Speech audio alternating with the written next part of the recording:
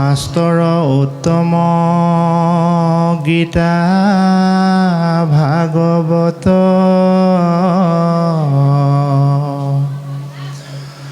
ধৰ্মৰ উত্তম নাম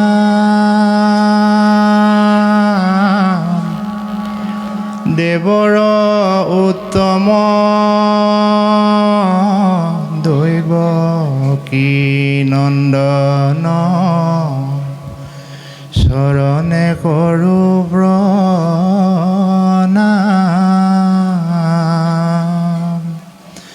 দেৱৰ উত্তম দৈৱ কি নন্দন চৰণে কৰোঁ প্ৰণাম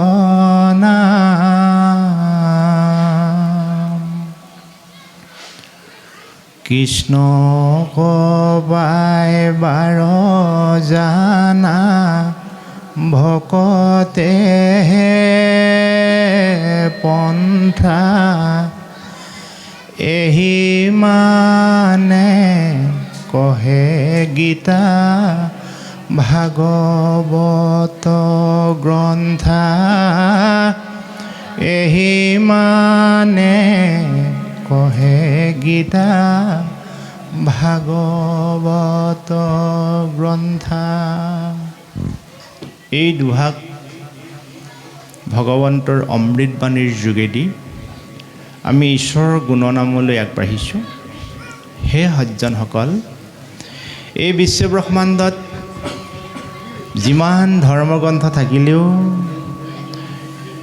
আটাইবোৰ ধৰ্মগ্ৰন্থৰ শীৰ্ষত অধিষ্ঠিত হোৱা ধৰ্মগ্ৰন্থই হৈছে গীতা আৰু ভাগৱত।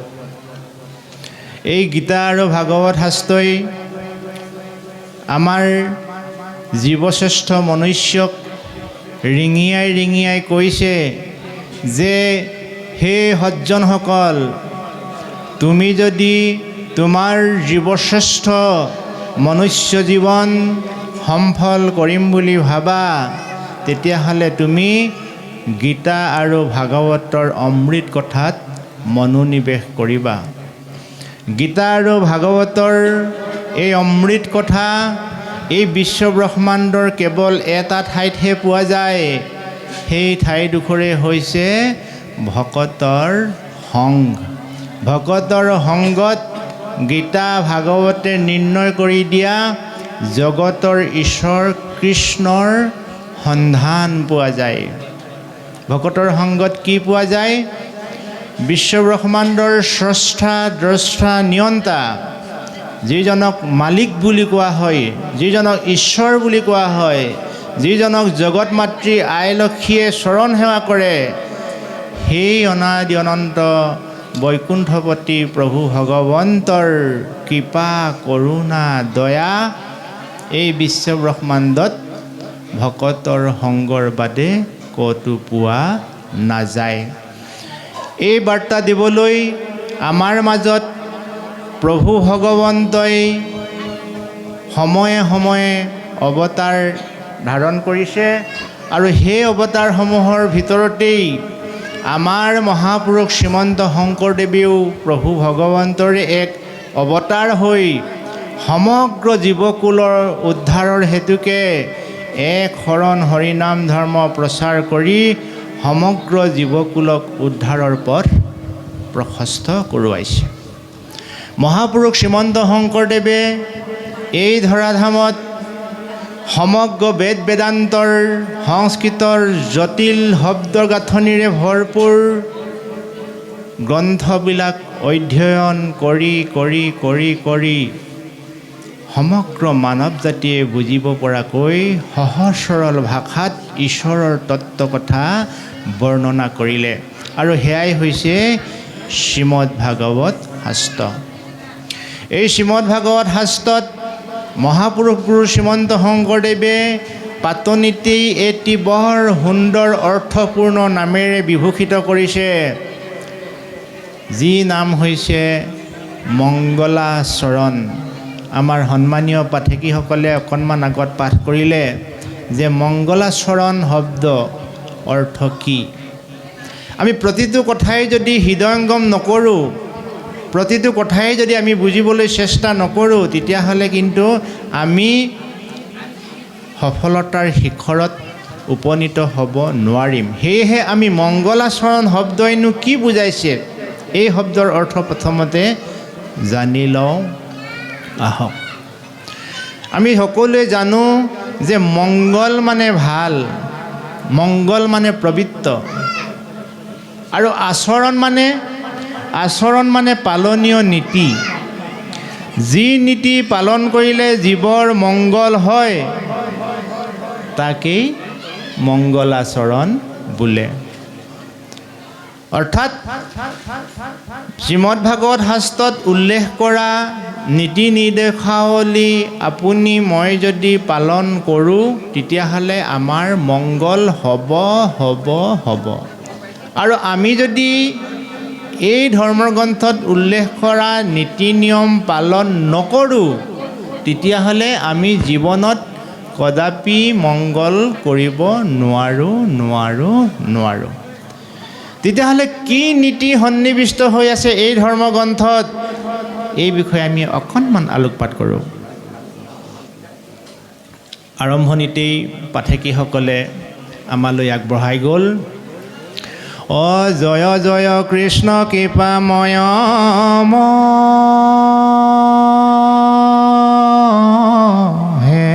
মহেশ্বৰ, যাৰ আজ্ঞা হিৰে বহে ব্ৰহ্মা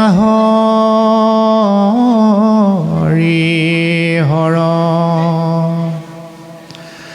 অমস্য কুৰ্ম আদি অংশ অৱতাৰ ৰজাৰ, ঈশ্বৰ কৃষ্ণ কোটি নমস্কাৰ।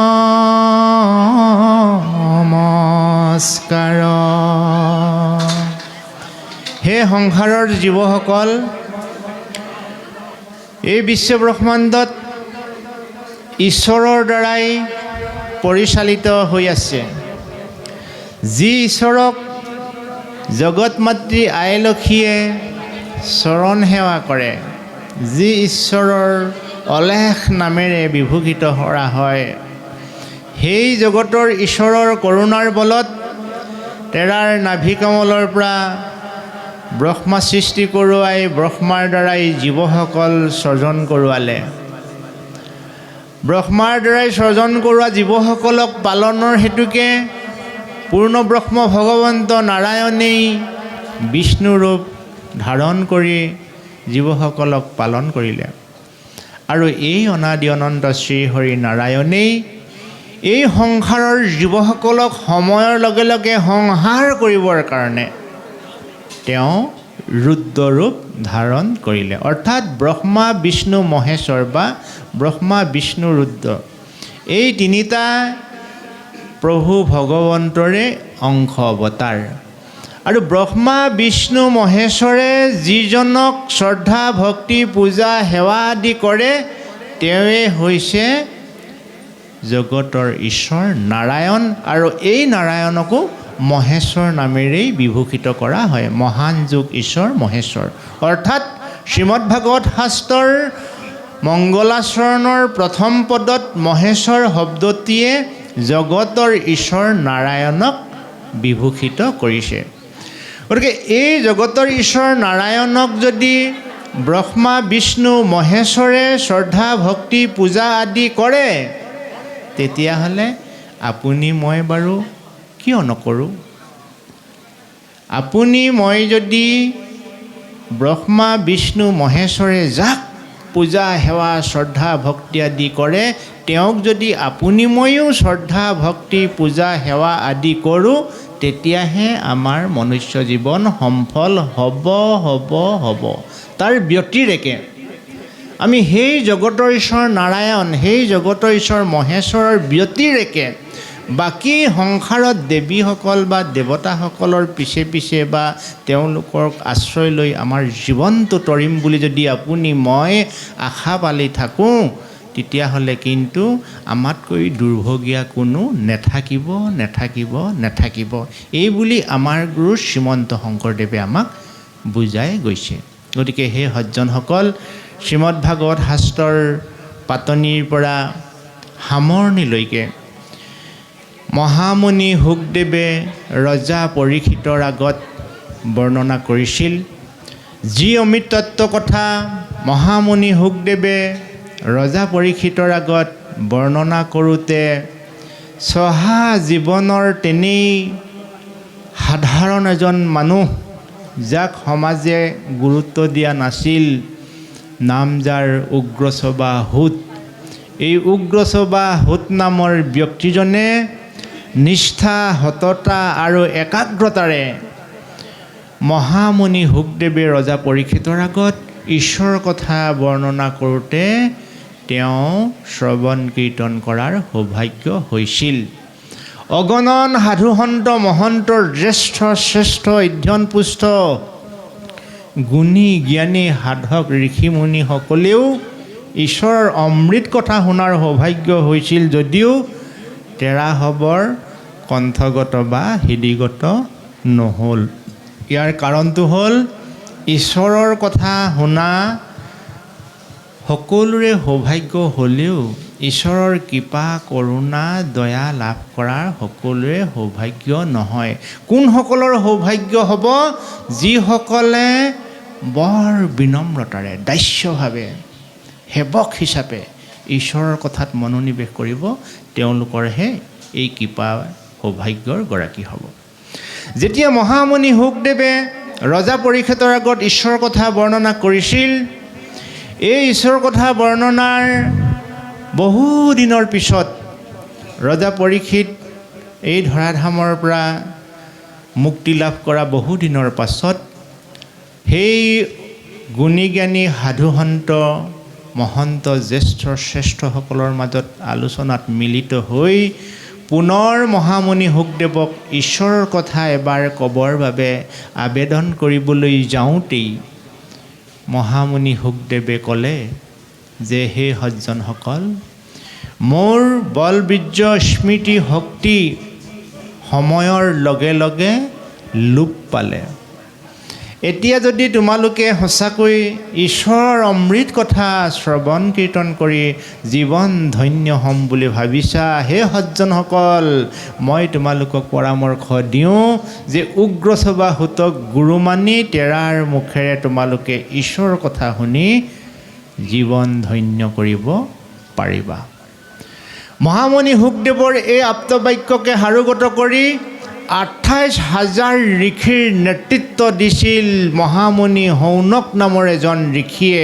আৰু এই 28,000 ঋষিয়ে একত্ৰিত হৈ উগ্ৰচবা হুতক গুৰু মানি ঈশ্বৰৰ অমৃত কথা শ্ৰৱণ কীৰ্তন কৰাৰ সৌভাগ্য হ'ল, যিখিনি কথা আজি আপোনাৰ মোৰো সৌভাগ্য হ'ব। গতিকে আমি আজি তেনেহেন মহাভাগৱত শাস্ত্ৰৰ যি গুণ গৰিমা কথা আজি আমি শুনিবলৈ পাম।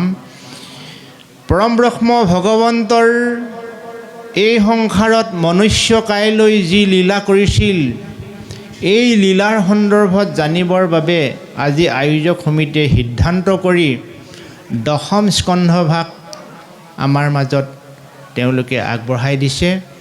গতিকে এই দশম স্কন্ধৰ তত্ত্ব হ'ল অনাদি অনন্ত শ্ৰীহৰি নাৰায়ণে নৰকাইলৈ পৃথিৱীলৈ আহি তেওঁ কি লীলাকৰ্ম কেনেকৈ কৰিছিল এইখিনি বৰ্ণনা কৰা। প্ৰভু ভগৱন্তৰ নৰকায়ৰ প্ৰাক্ষণত অৰ্থাৎ কৃষ্ণৰূপে সংসাৰলৈ অহা আগত এই সংসাৰখনত তেওঁ জীৱসকলক কল্যাণৰ অৰ্থে অজস্ৰ তেওঁ অৱতাৰ ধাৰণ কৰিছিল। সেই অৱতাৰবিলাকৰ ভিতৰত মৎস্য, কুৰ্ম, নৰসিংহ, বামন, পৰশুৰাম, হলিৰাম, বৰাহ, শ্ৰীৰাম ইত্যাদি ইত্যাদি।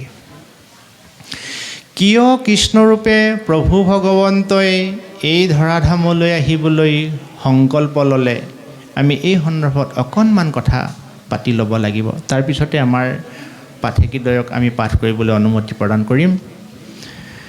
যেতিয়া বিশ্বব্ৰহ্মাণ্ডত চাৰিওফালে দুখ দুৰ্দশা, অন্যায়, সন্ত্ৰাস আদি হয়, তেতিয়া বসুমতী আইৰ এই দুখ দুৰ্দশা নিৰ্মূল কৰাৰ অৰ্থে একো উপায় বিচাৰি নাপায় ত্ৰিদশৰ দেৱতা সহিতে ব্ৰহ্মাকে লগত লৈ জগতৰ ঈশ্বৰক আৰাধনা কৰিলে। কি বুলি আৰাধনা কৰিলে?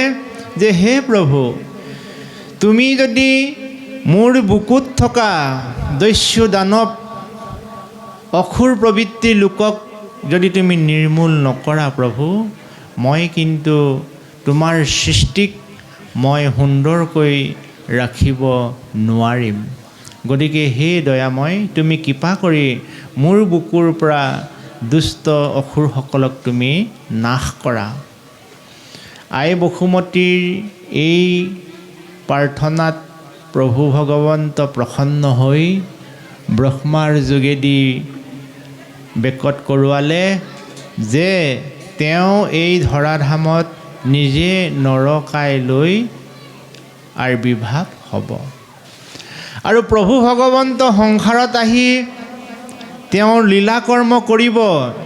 এই বাৰ্তা যেতিয়া চাৰিওফালে বিয়পি পৰিল, আমাৰ যেনেকৈ আপোন আদৰণীয় ব্যক্তি এজন আহিলে আমি যেনেকৈ আগবঢ়াই আনিবলৈ আগবাঢ়ি যাওঁ, ঠিক তেনেকৈ প্ৰভু ভগৱন্ত সংসাৰলৈ অহাৰ প্ৰাক মুহূৰ্তত সমগ্ৰ দেৱগণে এই সংসাৰত জন্ম ল'বলৈ হেতা উপৰা লাগিলে। কোনোবাই শিশু হৈ জন্ম হ'ল, কোনোবা দেৱতাই গাই হৈ জন্ম হ'ল, কোনোবা দেৱতাই গাই পোৱালি হৈ জন্ম হ'ল। যোনে যি পাৰে মুঠতে সংসাৰত আহিব লাগে। হেতা উপৰা লাগি দেৱতাসকলে এই সংসাৰত জন্ম ল'বলৈ আৰম্ভ কৰি দিলে। কিন্তু জীৱ জন্ম হোৱাটো ইমান সহজ কথা নহয়, পৰ্যায়ক্ৰমেহে হয়। গতিকে দেৱতাসকলে জীৱ জন্ম হ'বলৈ নেপায়। কোনোবাই গছ বন হৈ জন্ম হ'ল, কোনোবাই তৰুতীৰ্ণ হৈ জন্ম হ'ল। মুঠতে ঈশ্বৰৰ লীলা তেওঁলোকে চাব। দিনবোৰ পাৰ হৈ গ'ল, সময়বোৰ পাৰ হৈ গ'ল। এই সংসাৰত প্ৰভু ভগৱন্তই লীলা কৰিবৰ কাৰণে বসুদেৱ দৈৱকীৰ ঘৰত মনুষ্য কাইলৈ আবিৰ্ভাৱ হ'ল। কেনেকৈ আবিৰ্ভাৱ হৈছিলে? আজি মধ্যৰাতি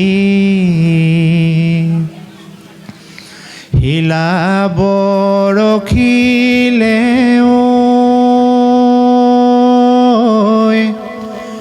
নুশুনি ব্ৰজাৰে মা, পালি পহৰীয়া হবে নিদ্ৰা গৈলে, উপজিলে জগনা। মাছ নিশা ধাৰাসাৰ বৰষুণ, মেঘৰ গাজনি। এই নিৰল ক্ষণতেই প্ৰভু ভগৱন্তই নৰকাইলৈ বসুদেৱ দৈৱকীৰ পুত্ৰ হিচাপে সংসাৰলৈ আহিল। আমি ঈশ্বৰৰ এই তত্ত্ব কথাবোৰ আজি খৰচি মাৰি আলোচনা কৰিম। ইয়াৰ প্ৰাক মুহূৰ্তত আমি ব্যৱহাৰিক দিশৰ অকণমান কথা পাতি লওঁ আহক। ব্যৱহাৰিক দিশৰ কথা হ'ল এনেধৰণৰ। আজি আমি কোনোবা এজন বয়সীয়াল মানুহক যদি সোধোঁ যে বৰ্তা, আপোনাৰ ঘৰৰ বিষয়ে আপুনি অকণমান কওকচোন, তেতিয়া তেওঁ ক'ব যে আমাৰ ঘৰৰ ল'ৰা 4টা, ছোৱালী 2জনী, বা ল'ৰা 2টা, ছোৱালী 2জনী, বা ল'ৰা 1টা, ছোৱালী 1জনী, ইত্যাদি ইত্যাদি। বোলে ল'ৰাটোৰ জন্ম কেতিয়া বৰ্তা? বোলে ল'ৰাটোৰ জন্ম আঘোণ মাহত, এই ঈশ্বৰে দিলে আৰু হ'ব। কোনোবাই কয় ল'ৰাটোৰ জন্ম বোলে পুহ মাহত, বোলে ঈশ্বৰে দিলে আৰু হ'ব। কোনোবাই কয় বহাগ মাহত, কোনোবাই কয় চ'ত মাহত, মানে ঈশ্বৰে দিয়া কাৰণেহে ল'ৰাটো পুহ মাহত বা আঘোণ মাহত বা বহাগ মাহত জন্ম হ'ল এই বুলি আমাৰ ককাহঁতে আইতাহঁতে বা ওপৰৰ পৰ্যায়ৰ ভকতসকলে আমাক ক'ব। কিন্তু আজি বিজ্ঞানে কৈছে যে হে সংসাৰৰ জীৱশ্ৰেষ্ঠ মনুষ্য, তুমি যদি সন্তানৰ পিতৃ বা মাতৃ হওঁ বুলি ভাবিছা, তোমাৰ সন্তানটো তুমি বহাগ মাহত জন্ম কৰোৱাবা নে আঘোণ মাহত জন্ম কৰোৱাবা নে ভাদ মাহত জন্ম কৰোৱাবা, সেইটো নিৰ্ণয় ঈশ্বৰৰ ওপৰত নকৰে। সেইটো নিৰ্ণয় কৰে পিতৃ মাতৃহালৰ ওপৰত। কেনেকৈ নিৰ্ণয় কৰে? আজি বিজ্ঞানে কৈছে, আজি ভাগৱতে কৈছে, মাতৃৰ উদৰত সন্তানৰ বাসস্থান কেৱল 280 দিন, মানে 9 মাহ 10 দিন। 9 পূৰণ 30, 3 9 27, 270 দিন হ'ল, যোগ 10, মানে এগৰাকী মাতৃৰ গৰ্ভস্থ সন্তান 280 দিনতকৈ এটা দিনো থাকিব নোৱাৰে। তেতিয়াহ'লে কি হ'ল? সেই পিতৃহালে বহাগ মাহত যেনিবা তেওঁলোকৰ সন্তান জন্ম হোৱাৰ কথা যদি মনস্থ কৰিছে, বহাগ মাহৰ পৰা 280 দিন পিছুৱাই আহক, বুজিছেনে? বোলে সন্তানটো ভাদ মাহত জন্ম হোৱাৰ কথা ভাবিছে, ভাদ মাহ বিয়োগ 280 দিন। আঘোণ মাহত জন্ম হোৱাৰ কথা ভাবিছে, আঘোণ মাহ বিয়োগ 280 দিন। যিটো কথা আমাৰ ককা আইতাসকলে গম পোৱা নাছিল, আপুনি মই গম পালোঁ। কেনেকৈ গম পালোঁ? আমি ধৰ্মগ্ৰন্থৰ আশ্ৰয় লৈছোঁ, আমি বিজ্ঞানৰ আশ্ৰয় লৈছোঁ, আমি গুণী জ্ঞানী সাধু সন্তসকলৰ আশ্ৰয় লৈছোঁ। এই যিটো তথ্যভিত্তিক উদাহৰণ, এই তথ্যভিত্তিক উদাহৰণেহে উপচি আছে এই ধৰ্মগ্ৰন্থত। ধৰ্ম আৰু বিজ্ঞান ওতঃপ্ৰোতঃ জড়িত। বিজ্ঞানৰ যুক্তিৰ অবিহনে ধৰ্ম কদাপি সম্ভৱ নহয়। এতিয়া মানুহৰ চাৰিত্ৰিক বৈশিষ্ট্যৰ উত্তৰণত ধৰ্মই দিয়া নীতি শিক্ষা বিজ্ঞানে সমৰ্থন কৰে নে নকৰে? আপুনি যদি অধ্যয়নপুষ্ট এজন ব্যক্তি, আপুনি যদি অধ্যয়নপুষ্ট ব্যক্তিৰ সান্নিধ্যত কেতিয়াবা মুখামুখি হৈছে, তেতিয়া স্বীকাৰ কৰিবই লাগিব যে ধৰ্মই দিয়াৰ তথ্যবিলাক সম্পূৰ্ণ বিজ্ঞানভিত্তিক। আজি আমাৰ সমাজৰ মানুহৰ মনবিলাক যে খিংখিঙীয়া হৈছে, আজি আমাৰ মানুহবোৰ যে শাৰীৰিকভাৱে দুৰ্বল হৈ গৈছোঁ, আমি যে আজি ৰোগীয়া হৈ গৈছোঁ, ইয়াৰ অন্তৰালত কি আছে? ইয়াৰ অন্তৰালত আমাৰ আত্মচেতনাবোধ, আত্মসংযম, আত্মনিয়ন্ত্ৰণৰ অভাৱ। আত্মসংযম, আত্মচেতনা, আত্মনিয়ন্ত্ৰণৰ অভাৱৰ বাবেই মানুহে এই বিশ্বব্ৰহ্মাণ্ডত প্ৰভু ভগৱন্তই দি পঠিওৱা 100 বছৰ পৰম আয়ু ভোগ কৰিবলৈ নেপায়। গতিকে আজি আমাৰ ধৰ্মগ্ৰন্থ আলোচনাৰ মূল উদ্দেশ্য হৈছে ঈশ্বৰে দিয়া 100 বছৰ পৰম আয়ু আপুনি মই কেনেকৈ লাভ কৰিব পাৰিম। এই উদ্দেশ্যে ভগৱান শ্ৰীকৃষ্ণৰ জন্মৰ লগতে আপোনাৰ মোৰ জন্মৰ বৃত্তান্তৰ কথাও ইয়াত আজি খুব সুন্দৰকৈ আমি ৰিজাই ল'ব পাৰিম। আমাৰ ভৱিষ্যত পৰিকল্পনা কেনেধৰণৰ হোৱা উচিত, আমাৰ জীৱনটো সুখময় পথলৈ আগুৱাই নিবলৈ হ'লে আমি কেনেধৰণৰ অনুশীলন কৰা উচিত, এই গোটেই তথ্যভিত্তিক আলোচনা আজি এই অধ্যায়টিত হ'ব।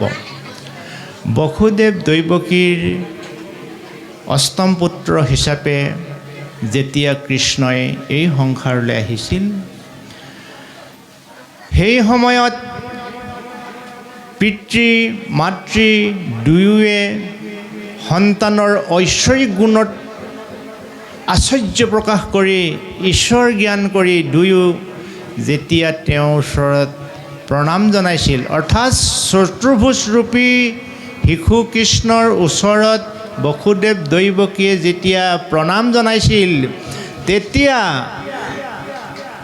কৃষ্ণৰূপী শিশু সন্তানৰূপী সেই জগতৰ ঈশ্বৰে পিতৃ মাতৃক উদ্দেশ্যি কৈছিল যে হে পিতৃ মাতৃগণ, এই বিশ্ব ব্ৰহ্মাণ্ডত প্ৰভু ভগৱন্তই ভকতৰ সহায়ৰ কাৰণে, ভকতৰ মনোবাঞ্ছা পূৰণৰ কাৰণেহে তেওঁ লীলা কৰিবলৈ আহে। পূৰ্বতে বোলে পিঞ্চি আৰু সুতপা নাম লৈ এহাল পতিপত্নীয়ে জগতৰ ঈশ্বৰক সন্তান হিচাপে পাবলৈ আৰাধনা কৰাৰ বাবে তেওঁলোকৰ আশা পূৰণ কৰাৰ হেতুকে তেওঁলোকৰ ঘৰত কৃষ্ণৰূপে তেওঁ জন্ম হৈছে। এতিয়া এই কথাটোৱে আমাক এটা তাৎপৰ্যপূৰ্ণ বিষয়ে বুজায় যে সংসাৰৰ জীৱশ্ৰেষ্ঠ মনুষ্যই প্ৰভু ভগৱন্তৰ কৃপা কৰোণা দয়া পাবলৈ হ'লে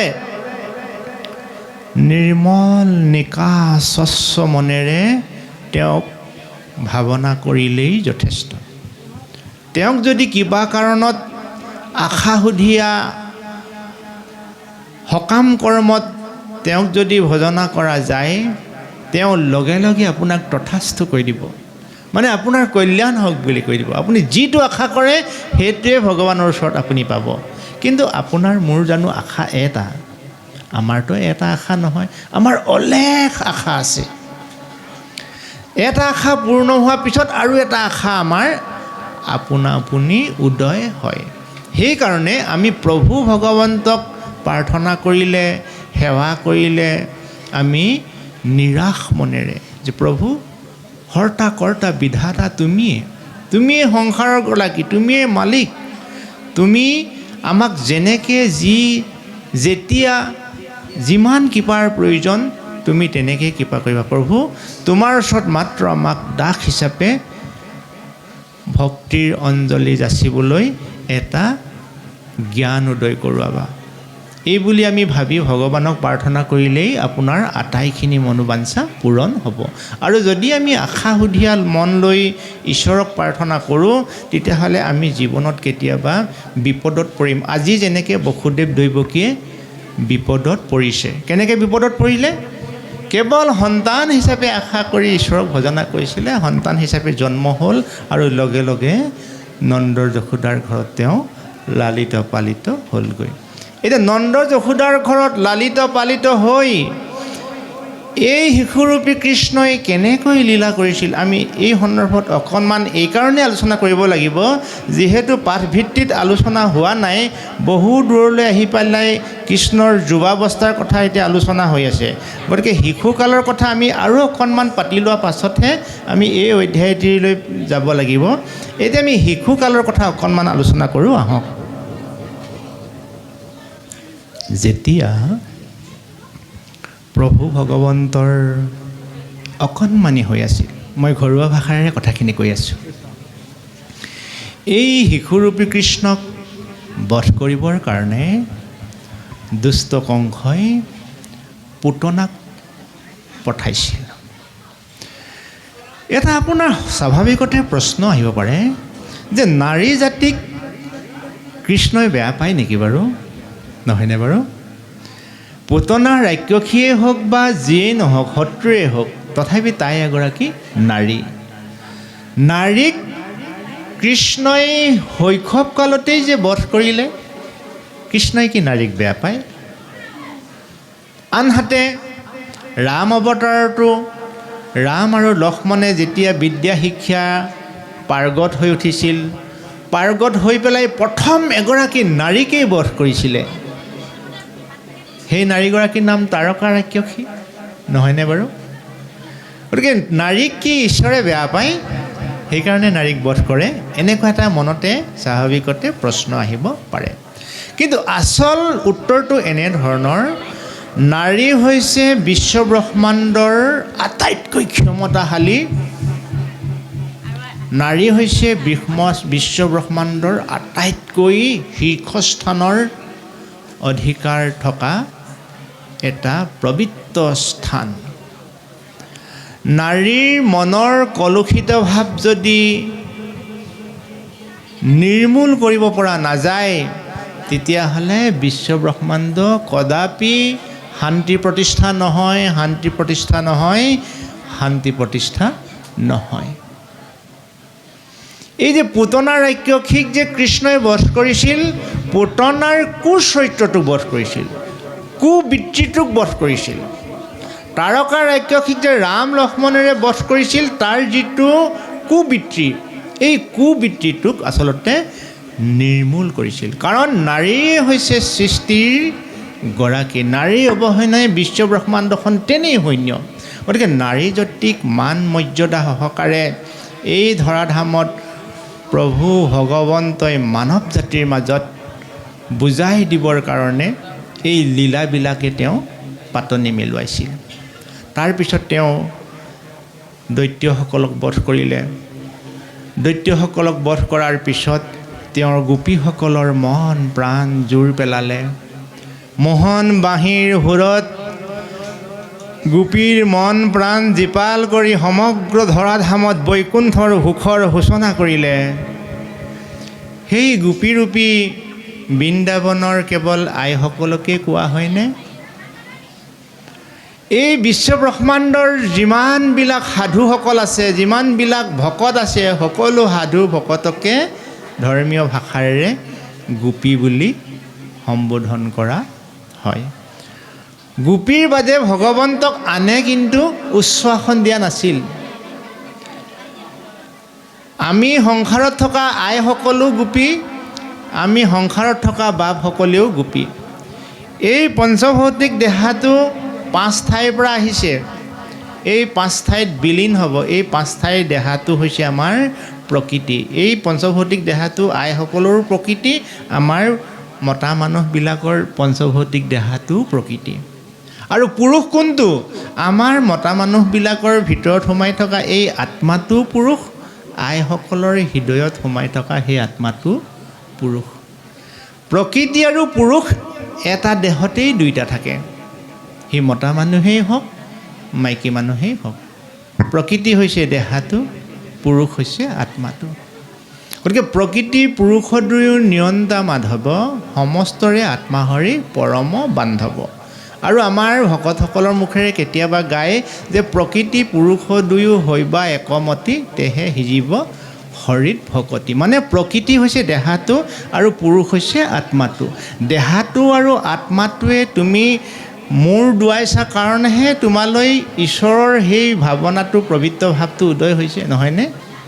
গতিকে এই দুটা কথা আমি এইখিনিকে কেতিয়াবা ভুলকৈ লওঁ। আৰু ব্যৱহাৰিক দিশতো বাৰু প্ৰকৃতি আইসকলক আৰু পুৰুষসকলক, মতা মানুহজনক দুয়ো পতি পত্নী এক হ'লেহে ঘৰখন সুখৰ হ'ব, শান্তিময় হ'ব, সেইটোও সত্য। আৰু এই দেহতাত্ত্বিক কথাটো সত্য। এই দুয়োটাই আমি প্ৰভু ভগৱন্তক যদি সাধনা কৰোঁ, শ্ৰদ্ধা কৰোঁ, ভক্তি কৰোঁ, তেতিয়াহে ভগৱন্তই আমাক কৃপা কৰোণা কৰিব। কিন্তু এই দুয়োটাই এক হ'ব লাগে বুলি আপুনি মই জানিও আমি কিয় এক নহওঁ? আমি হৃদয়াত্মাৰ উৎপত্তিস্থান ক'ত আমি জনাটো অত্যন্ত প্ৰয়োজন। আমাৰ যে হৃদয়াত্মা, এই পঞ্চভৌতিক দেহৰ ভিতৰত থকা হৃদয়াত্মা ক'ৰ পৰা আহিল, কেনেকৈ আহিল, কিয় আহিল? এই হৃদয়াত্মাৰ ঘৰ হৈছে বৈকুণ্ঠৰ অধিপতি প্ৰভু ভগৱন্তৰ স্ফুলিংগ, যাক আমাৰ ভকতসকলে নামৰ ভাষাৰে গাইছিলে। এ জীৱ আত্মা পৰমাত্মা আমি দুটি ভাই,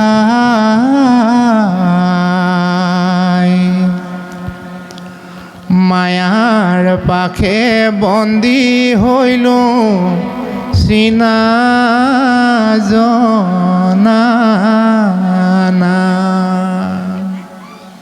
আমি যে ঈশ্বৰক ভজিম বুলি মনতে কেতিয়াবা ভাবোঁ, কিন্তু ভজিবৰ বাবে আপুনি মই মন কৰিও ঈশ্বৰক ভজনাৰ পৰা দুখোজ পিছুৱাই আহোঁ।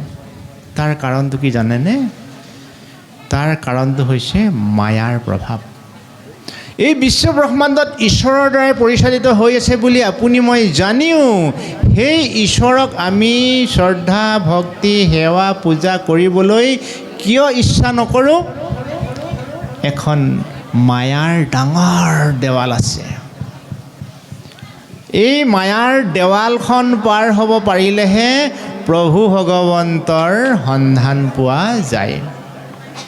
এই দেৱালখন পাৰ হ'ব কাৰণে এই ধৰ্মৰ গ্ৰন্থই আমাক বিধান দিছে যে ৰাম নামে ৰাম নামে ৰাম নামে হাৰ, ৰাম নামে কৰি আছে জগতক উদ্ধাৰ।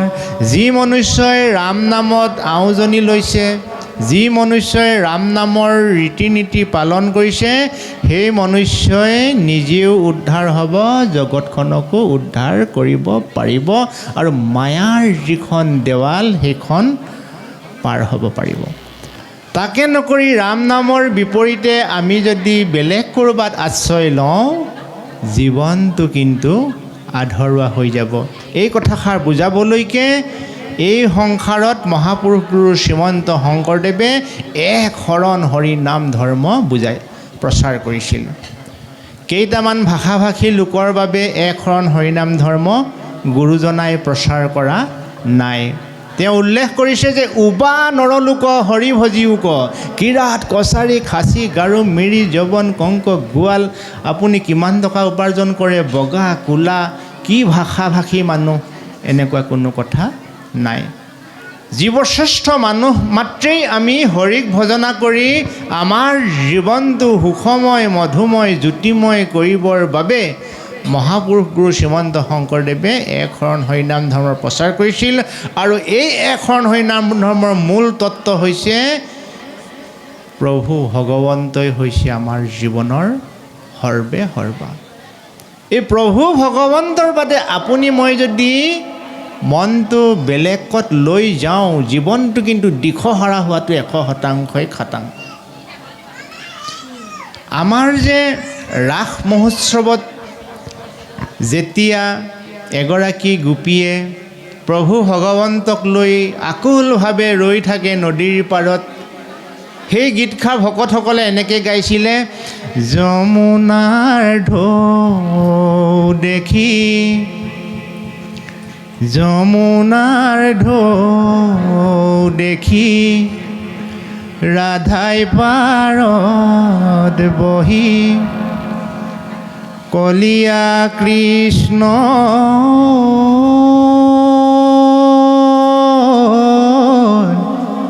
কাষে চপাই দিয়া নাও, যমুনা পাৰে হৈ যাওঁ। ৰাধাৰূপী সংসাৰৰ আমি জীৱসকলে এই সংসাৰৰ যিটো ঢৌ, আমাৰ কোনো সদাশয় বাপে যদি কেতিয়াবা সাগৰ চাবলৈ গৈছে, তেতিয়া তেওঁলোকে গম পাব যে সাগৰত ডাঙৰ ডাঙৰ ঢৌ আহে। এই ঢৌবিলাকৰ ধ্বনিৰে গোটেই ঠাইডোখৰ ৰজনজনাই তোলে আৰু নিমিষতে সেই ঢৌৱে যদি তাত জাহাজ নাও কিবা পায় থান-বান কৰি পেলাব।